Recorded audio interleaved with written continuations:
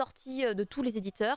C'est vraiment voilà, une sélection qu'on fait, histoire de vous montrer quand même certains titres qui arrivent ou qui se terminent, etc., etc. Comme par exemple du côté de chez Glénat, avec du coup ces 3 titres qui débuteront donc le 3 février, donc demain, à savoir Alter Ego, qui est un one-shot par une Espagnole qui s'appelle Ana Cristina Sanchez, qui a un style visuellement incroyable. Franchement, c'est plus que propre. C'est vraiment très très beau et c'est du Yuri, même si c'est pas du tout brandé Yuri. C'est brandé shoujo. Ensuite, on a les 2 autres titres qui se lancent dans cette fameuse sous-collection de chez Glénat qui s'appelle Shoujo Plus, qui veut être une collection un petit peu plus mature en fait, finalement, dans son contenu et dans son approche que d'autres titres shoujo plus classiques. 100 jours avant ta mort, qui m'a beaucoup touchée. Je les ai en fait ici. Et franchement, tous les titres de cette sous-collection m'ont plu. Une touche de bleu, qui est pour le coup vraiment, je crois, mon préféré. Je pense qu'il te plaira bien, mais une fois de plus, mon Dieu Fumble, que se passe-t-il? Pourquoi y a-t-il encore du bleu ici? J'ai pas eu le temps. Ah ouais, c'est la mode. Qu'est-ce qui se passe-t-il? Pour moi, c'est pas un œil au beurre noir, même si elle a du bleu sur le côté. C'est un peu flippant, mais j'espère que le feu se fait pas frapper. Ah non, non, mais en fait, elle est née avec... Alors, j'ai oublié le nom de la maladie, mais elle est née avec ça. Elle est née avec une tache bleue. Et du coup, voilà, ça va être par rapport au regard... Non, non, c'est je sais plus. J'ai oublié. Il faudrait que je relise le mot, mais c'est un mot spécifique. Quand tu nais avec une tache... Okay. Voilà, c'est vraiment, il y a un truc. Bref, c'est vraiment, pour le coup, les 3, je les recommande bien. Je les aime, mais j'ai pas encore... Bah écoute, je pense que tu les apprécieras. Il y a évidemment aussi la suite de Dragon Ball Super. Il y a alors, du coup le tome 1 et 2. Ça, on fait le début. Et on fait la fin de One Piece Stampede, qui à mon avis doit être tout simplement l'animé comics du film. Qui est sorti en salle il y a il y a au moins un an, si ce n'est plus. 2 ans. Il y a voilà, peut-être 2 ans. Je me souviens, je crois que c'était Louis San qui me disait qu'il est allé voir le film justement en salle et genre juste avant, il pose son cul sur son siège et tout, et il y a la bande-annonce du film. Et dans la bande-annonce, il y avait tout. Il m'a dit, j'ai tout été spoilé juste avant le film. J'ai fait, c'est pas cool, j'avoue, c'est pas super. Ensuite, du côté de chez Panini, je m'étais trompée de date pour Naoki Urasawa avec 20th Century Boys. Donc dans cette magnifique réédition avec le tome 5, en fait, c'était pas la semaine dernière, c'est cette semaine qu'il sort. Il y a également Sarissa, c'est leur première nouveauté de 2021. Je vais vous en parler justement à la fin de l'émission dans le Mochi Critique. Il y a aussi donc du côté de chez Doki Doki voilà, pas mal de sorties dont une série qui s'arrête. Il y a la suite de Cautious Hero, donc c'est le tome 3. Je me marre de ouf avec cette série, c'est incroyable. Mushoku Tensei, alors là c'est le spin-off Les Aventures de Roxy. Je vous rappelle que l'anime est actuellement disponible sur Wakanim, c'est trop bien, allez-y, regardez. Moi j'aime bien. Fumble il est là en mode parfois c'est cringe, mais moi j'aime bien. Et ensuite, mais j'aime bien aussi. Hein, mais t'aimes bien aussi, ok. Et sinon il y a Asebi et les Aventuriers du Ciel, c'est le 10e tome, c'est le dernier. Ouais, j'en parle, c'est très chouette comme série, c'est très peu connu, mais c'est très chouette. Ouais. Tu sais que j'ai découvert... La traduction est géniale. Il me semble que cette série, elle vient du même magazine de prépublication que Sarissa, dont j'ai parlé tout à l'heure. C'est un peu atypique, je trouve, comme contenu. Ensuite, il y a Delcourt Tonkam avec évidemment du coup la réédition dans cette édition prestige de Dororo. J'attends qu'un ami l'achète pour le voir et le toucher. Je veux, avec le mot prestige, que ce soit hyper quali de ouf. Un petit peu comme les autres. Hein. Je sais pas, j'ai pas encore une seule édition prestige de chez Delcourt, donc je ne sais pas comment ça rend. Après, il y a du coup le pendant nouvelle génération de Dororo, à savoir Search and Destroy, qui est donc voilà une réadaptation avec un autre auteur de la même histoire, si je me trompe pas. Ah, c'est ça le prestige, fais voir. Bah, c'est comme ça, c'est des gros tomes. Oh putain, c'est beau. Ah, c'est beau. C'est des pavés, quoi. Mais c'est beau, c'est une couverture en dur, du coup. Ah oui, c'est complètement dur. Hein. D'accord. Ensuite, on a Hero Skill, dont on parlait d'ailleurs justement tout à l'heure, puisqu'on parlait du Isekai et tout. Voilà, Hero Skill. C'est trop bien. Hero Skill, c'est vraiment trop bien. Il y a de plus en plus de cheatés. Ça donne envie de faire de la bouffe tout le temps. Ensuite, du côté de chez Delcourt Tonkam, on a aussi alors L'homme qui tua Nobunaga, qui est un titre qui a été reporté parce qu'il devait sortir en décembre, je crois. Et voilà, à cause de tout ce qui s'est passé, il a mis plus de temps, tellement que du coup, il sort avec son tome 2. Voilà, 2 tomes qui sortent d'un coup pour vous faire peut-être une meilleure idée sur cette série qui doit relater du coup l'histoire de l'homme qui a tué Nobunaga, un des plus grands shoguns de l'histoire du Japon. j'espère que c'est bien ça et que j'ai bien retenu mes cours d'histoire de quand j'étais à la fac. Maison Ikoku avec la réédition en Perfect Edition, c'est déjà le tome 6. Ça avance doucement mais sûrement. Ensuite, on a du côté de chez Pika, alors Drifting Dragons, si vous aimez manger du dragon, le tome 5. Je suis un peu en retard dessus sur ma lecture, donc je ne sais pas si ça continue sur la même lancée, c'est toujours pareil, ok. Est-ce qu'il reste des dragons? On ne sait pas. Est-ce qu'ils ont tous tué? Il n'y aura plus moyen. Ils sont peut-être passés à l'étude scientifique, on ne sait pas. Ah, on vient de nous annoncer une news, on en parlera à l'entracte. Il y a une news qui vient de popper dans le chat. Residence Paradise de chez Pika Edition, c'est par le même auteur que Ah My Goddess, donc c'est sa nouvelle série. Il y a la fin, là c'est moi qui pleure, je pleure des larmes de sang. Seven Deadly Sins, 41, c'est la fin. Putain, déjà c'est la fin. J'arrive pas à me dire que c'est fini. Mais en fait, en vrai, il est temps que ça se termine puisqu'il y a la suite qui arrive. Du coup, c'est bien. Ça va permettre d'enchaîner. Je sais pas quand est-ce que Pika proposera la suite puisque je serais choquée que Pika ne propose pas la suite. Ça, on est d'accord que c'est pas possible, Fumble. C'est pas possible. Évidemment, voilà. Oui, bien sûr qu'ils vont. Voilà, on est d'accord que c'est une logique imparable. Il y a également, évidemment, là on est à mi-chemin du coup pour The Quintessential Quintuplets, puisque du coup la série se termine en 14 volumes. On a la suite de Vampire Dormitory pour les fans de vampires et de petites romances un peu coquines, voilà, de Emma Toyama. Et des trucs coquins, mais plus peut-être pour un public masculin, je me rends pas compte, avec Yuna de la pension Yoragi, le tome 18. C'est bientôt la fin aussi, mine de rien. Ou alors c'est encore en cours, non? Je sais plus. Je sais qu'il y a plus de 20 tomes, je crois. Mais j'ai pas fait gaffe si c'était fini. Je crois que c'est fini. Il me semble que la série s'est terminée en plus de 20 volumes, mais je sais plus quel chiffre exactement. Mais c'est bientôt la fin. Nobi Nobi avec Sahara, qui... J'espère que tu pourras me dire si c'est vraiment sublime. Et il me semble que c'est sublime. On en parle tout à l'heure. On en parle tout à l'heure, ok. Moi, j'ai lu le premier chapitre en tout cas et j'ai été assez hypée. C'est réussi. La suite de Takagi me quand Takagi me taquine, tu vois, il continue les taquineries. Et là, il y a Ronja, je sais pas trop comment le prononcer. C'est l'animé comics du film, hein, tout simplement, du film d'animation. C'est Ronya. Putain, je sais pas prononcer les trucs. Les gars, oui, il y a un J. Mais bon. Oui, bah. C'est Ronya, très bien. Comme, du côté de chez Kiyun, il y a Jujutsu Kaisen avec le 7e tome. Putain, le 7e tome, je l'attends tellement. Voilà, parce qu'il faut. Voilà. La guerre des mondes qui se lance. On en avait fait une news il y a quelques temps, puisque c'est effectivement l'adaptation manga de l'œuvre de Waltz. Et il y a le tome 10 de Vigilante du côté de My Hero Academia.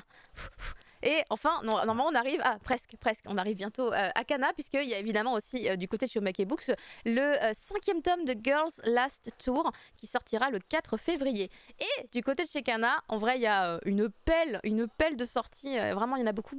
Il y a entre autres évidemment pas mal de séries qui se terminent. Vous voyez, il y en a déjà 2 ici. Ça reste entre nous avec son 3e tome, Love Beloved, Live Be Left, au 12e tome. On vous en parlera de toute façon avec Fumble aussi. C'est prévu dans le Mochi Critique, et Love Fragrance aussi, puisque vous le savez que c'est un de mes très gros coups de cœur, hein. J'ai acheté les bouquins au Japon, je les ai ramenés d'ailleurs, ils sont à côté de moi.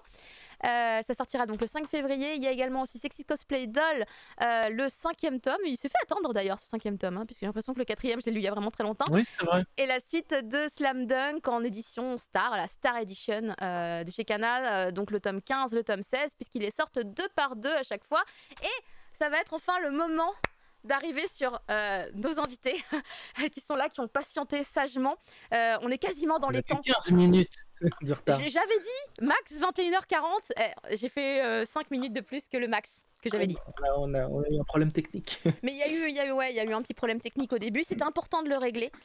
Donc en fait, on est plutôt pas mal. Je vous demande, s'il vous plaît, d'accueillir nos incroyables invités de ce soir. Je suis très très contente. Il s'agit de Yuki et Timothée. Bonsoir. Est-ce que vous allez bien? Alors Yuki, elle a du mal à revenir. Si, elle est là. Oh, avec des lunettes et tout. Ah, c'est pour faire comme le film Portate Mochi, trop bien.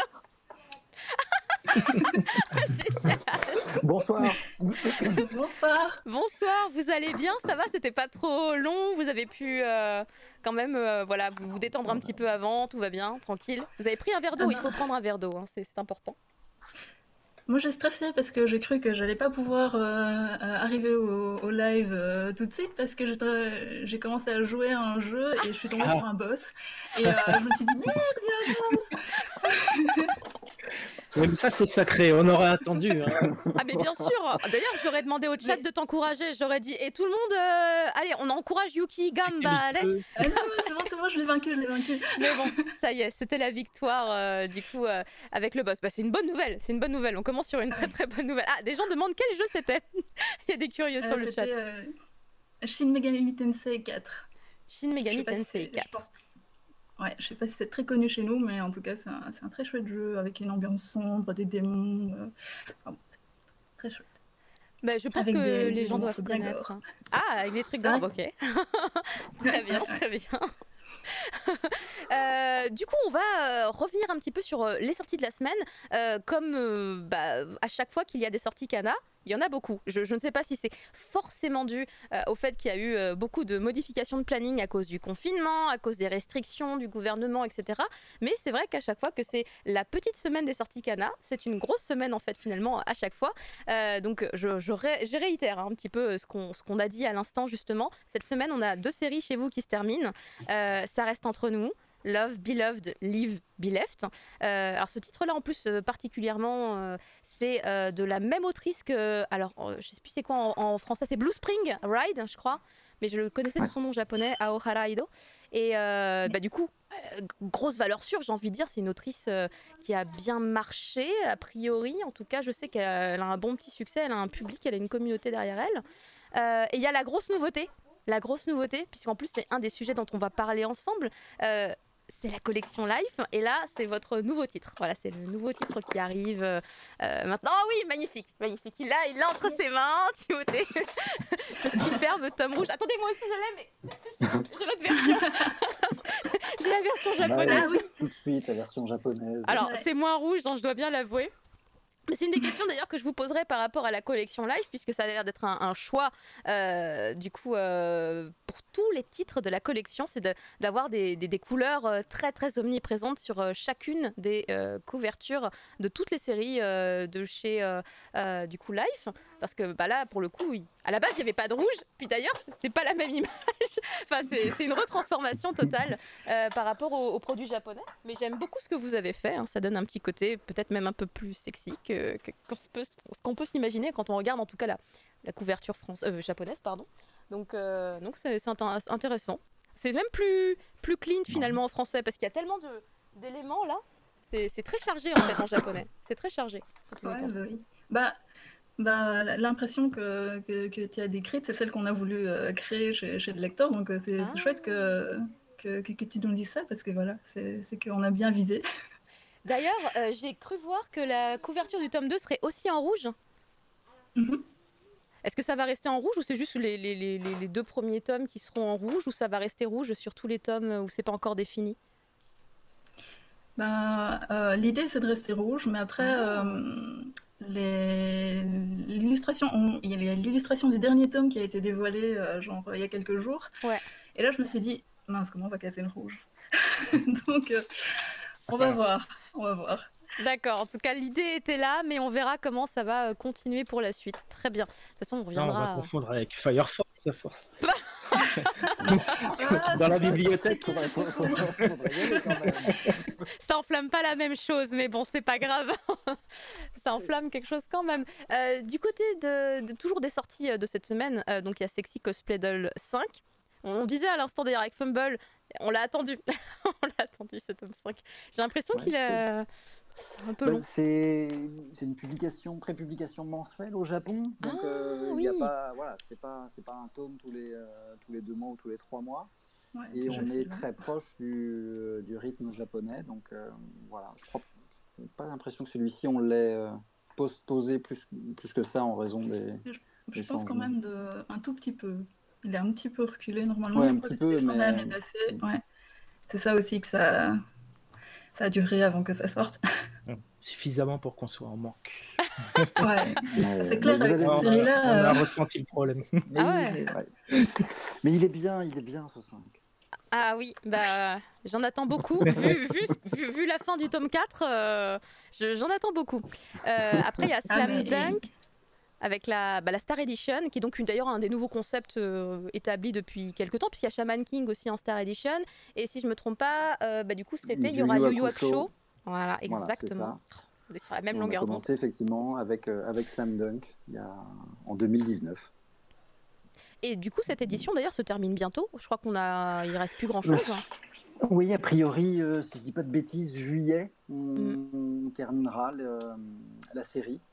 C'était l'occasion pour nous de remettre en avant une série un peu, un monument du catalogue Kana, et encore une fois, c'est de faire découvrir ces séries qu'on a publiées il y a déjà un certain nombre d'années auprès de une nouvelle génération de lecteurs qui n'a pas pu déjà tout lire, qu'on a peut-être entendu parler, mais qui ne trouvait plus en librairie. Donc c'était l'occasion de remettre ce petit bijou en avant, et c'est toujours aussi efficace, poilant, du très très bon.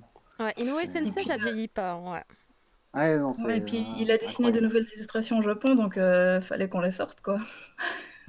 Effectivement, puis ça tombe bien finalement, parce qu'il y a le film qui a été annoncé il n'y a pas longtemps, donc on se dit que, mine de rien, il se passe plein de trucs encore aujourd'hui autour de Slam Dunk. Ouais. Donc et puis il a repris Réal aussi, donc voilà. Moi j'attends Yu Yu Hakusho aussi. Yu Yu Hakusho, je suis au taquet. Je suis au taquet pour le mois de juillet. Je suis en mode celui-là je le veux. C'est un de mes plus grands regrets de mon adolescence, parce que je les ai lus quand j'étais ado, et un incroyable coup de cœur, Yu Yu Hakusho, mais j'ai jamais eu les sous quand j'étais jeune pour les acheter. Du coup je me dis allez, ça y est, c'est mon tour, c'est maintenant. C'est pour moi. Et surtout, c'est ça la stratégie. Non, mais puis là, c'est vraiment un des tout premiers titres publiés par Kana, donc au niveau du lettrage, c'était encore sur des films, ça avait besoin d'être cliné aussi à l'intérieur, donc voilà, c'est l'occasion à la fois de faire découvrir la série aux plus jeunes, et pour les plus anciens, de remettre en main une belle édition. Il y a des gens qui demandent s'il y a des nouvelles de Togashi. Je pense que c'est pour faire une référence à Hunter x Hunter comme d'habitude, parce que c'est un running gag. Mais voilà. Gag, je sais pas si c'est le mot. Nous aussi, pas rire tout le monde. Nous aussi, à chaque fois qu'on voit la Shueisha, on leur pose la question. On est là. Et alors, on a une petite question. Vous savez déjà laquelle c'est, mais Togashi. Et puis il nous regarde avec un grand sourire en mode non. C'est que tout le monde a bien compris la situation. Bon, voilà. Ouais, voilà. Parce que les gens continuent à espérer, mine de rien, même en France. C'est toujours. Et si on posait la question, car on ne sait jamais. Fumble, alors lui. Blasé. Ah non, moi c'est bon. J'ai fait mon deuil. Pour moi, c'est une série terminée. Ah, mais non, il faut qu'il termine. Alors moi, j'ai fait des pronostics. Moi, j'ai fait des pronostics. Je me suis dit, avec la femme qu'il a. Alors déjà, c'est elle qui ramène l'argent à la maison en ce moment, parce qu'elle réédite 1000 fois Sailor Moon dans toutes les éditions et tout. Il y a du branding de tous les côtés. Mais ils ont des enfants. Moi, je dis que c'est le fils qui va le terminer, tel un héros de shonen, tu vois, il va se placer comme ça. Il dira papa, c'est moi qui vais finir ta série. Enfin, je me suis dit ça. Du coup, vous l'aurez entendu ici en premier. Si jamais dans 10-15 ans, ça se fait vraiment. On ressortira les archives. Du coup, pour continuer sur les sorties de la semaine, vous avez ça c'est sorti tout récemment, là le 22 janvier, c'était le tome 1 de Héroïne malgré moi, dont Fumble nous avait fait d'ailleurs une petite review sympathique. Je l'ai enfin reçu d'ailleurs, hier j'ai enfin reçu mes envois de janvier. Alors tu as vu ce qui se passe après le Cabédon? Non, parce que j'ai pas eu le temps de lire. Tu n'as pas regardé? J'ai fait que préparer l'émission pendant 2 jours, ça me prend 2 jours entiers. Du coup, si tu veux, j'ai des mangas posés là, c'est comme une espèce de récompense. C'est mercredi, ça va être la folie. Juste regarder ça, tu vois, et puis après passer à autre chose. Ah non, ma priorité c'est finir l'émission, lire les trucs prioritaires et tout. Après, c'est les récompenses. Il y a So Charming aussi, alors avec le 10e tome. Je sais pas si est-ce que c'est une série finie déjà, So Charming au Japon? Je crois qu'on est peut-être plus très loin de la fin, en 10 volumes là. Ouais, la prépub elle est finie, mais le dernier tome il est pas encore sorti. C'est ça. Mais en tout cas, c'est une histoire toute douce aussi. J'aime bien ce qu'elle fait, Kazune Kawahara. C'est un style qui me plaît beaucoup. Et surtout, alors, Irrésistible. Je sais que Fumble et moi, pour le coup, tous les deux, on est des très gros fans de Irrésistible. Et j'ai contaminé pas mal de gens de mon entourage aussi sur cette série. Quand le premier tome est sorti, mon manga, il a tourné dans plein de mains. Puis après, ils m'ont dit, non, c'est bon, je vais l'acheter de mon côté. Salut. Oui, surtout que c'est pas très Covid friendly ça. Ah, oui, bah non. Aujourd'hui, on ne peut plus faire ça. On peut plus trop faire ça aujourd'hui. J'ai profité de l'époque où c'était toléré. Peut-être que Irrésistible arrive plus à parler au public masculin. Dans les shoujo où c'est toujours la croix et la bannière pour réussir à mettre des shoujo dans les mains des garçons. Peut-être que celui-ci est un bon moyen de convaincre certains réfractaires que en shoujo il y a aussi de très bons mangas, très belles histoires. Ah bah oui, de toute façon moi je le dirais toujours, hein, il faut lire des shoujo pour apprendre certaines choses avant qu'il soit trop tard. Sur la communication et les relations entre les gens. Oui, bon alors après, c'est important. Il y a des exemples qu'il ne faut pas systématiquement reproduire. On avait parlé du Kabedon justement et on s'était dit, dans les histoires c'est sympa, mais dans la réalité c'est plus compliqué. Ça non, effectivement. Voilà, tu peux faire un Kabedon à ton chat, c'est zéro souci. Par contre, c'est plus compliqué dans la réalité. Et puis après du coup c'est beaucoup de shoujo effectivement quand même sur cette semaine de sortie avec les donc 2 tomes directs de Jardin Secret, le tome 6, le tome 7. Je suis un petit peu en retard d'ailleurs sur ma lecture de cette série là, mais je sais que c'est extrêmement doux, c'est très mignon, ça prend son temps, mais c'est de la douceur. J'adore aussi tout le langage des fleurs et tout, c'est très sympa. C'est vraiment pour les lectrices qui ne se sont pas encore coltinées 50 séries shoujo, qui veulent s'essayer au genre, c'est parfait pour commencer le shoujo, c'est vraiment un petit bijou. Et après, c'est alors très très doux, mais le dessin est juste sublime. Hein. Et puis le héros, il est trop craquant, quoi. Oui, il est chou. Bah non, mais attends, oui, c'est ça, il maîtrise trop bien les fleurs et tout. Il est adorable, il est craquant, il est gentil. C'est un peu, malheureusement pour moi, le héros de shonen, tu sais, le mec qui existe malheureusement pas trop quand même dans la réalité. Et du coup, c'est dommage. C'est dommage. C'est toujours un peu justement triste. Pour rêver, tu vois. Ouais, voilà. Par contre, pour rêver, c'est nickel. Mais moi, qui suis une très grande consommatrice de tout type de shoujo, je prends plaisir à le lire aussi. Donc après, ça dépend effectivement de quel type de lecture les gens recherchent. Et donc, la dernière sortie de la semaine concernant Kana, c'est Tales of Wedding Rings. Que pour le coup, c'est une série que je ne lis pas du tout. Donc, je ne sais pas où est-ce qu'on en est, ni quel est le propos, mais en tout cas, juste à la vue de la cover, je dirais que c'est de l'heroic fantasy, ou en tout cas du fantasy. Pas d'isekai, n'est-ce pas? J'ai l'impression de faire un bingo de bidon. Attention, tout est... Quoi qu'il ouais. Oui, non. Les éditeurs ne sont pas sûrs, c'est inquiétant. C'est l'isekai avant l'isekai. C'est l'isekai avant que le mot isekai ne devienne populaire comme ça. Commun, ouais, c'est ça. D'accord. C'est avant l'heure, le précurseur, le pionnier, non je rigole. Allons-y, posons des titres comme ça, tac. C'était le premier, c'était lui. Il a tout initié, sans lui il n'y avait rien derrière. On peut y aller. Hein. Mais du coup tout ça, voilà, ça sortira le 5 février, donc c'est dans pas longtemps. Et c'est vendredi. Voilà, et c'est peut-être déjà accessible selon les libraires. Il y a des libraires, je sais, qui sont livrés un petit peu plus tôt, puisqu'on a des insiders dans notre équipe, alors on sait. Maintenant on sait. Voilà, vous pouvez vous rendre la veille, des fois vous avez des belles surprises. Et du coup, on va